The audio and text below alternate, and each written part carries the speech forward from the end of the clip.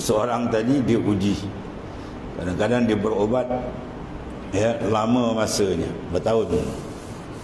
Dah habis kewangan beribuan ringgit dihabiskan. Tiba-tiba dia uji sakit dia tadi, umpamanya adalah uji dengan mainan sihir. Banyak yang kadang-kadang dia tersangkut di sini.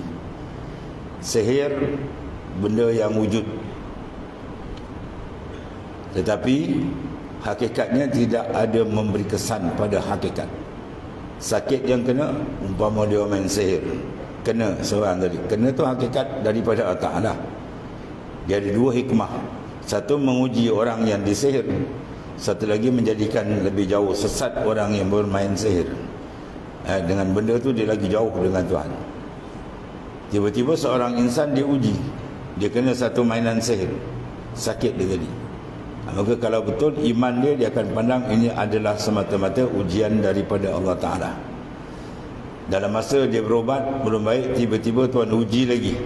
Datang seorang memberi perkhabaran kepada dia, dah lama berobat kan, tidak baik, saya nak tunjuk satu ubat. Dia pergi berobat dengan orang-orang yang bukan selayaknya. Kalau dulu panggil apa, dia pergi jumpa tok batin lah, jakun lah, siam lah, sumbang macam-macam. Jadi sini menjejaskan akidah, menjejaskan akidah. Kalau sekiranya mereka berkeyakinan, berpegang seorang makhluk tu boleh memberi atau menarik, seorang tu boleh memberi kesan atau tidak.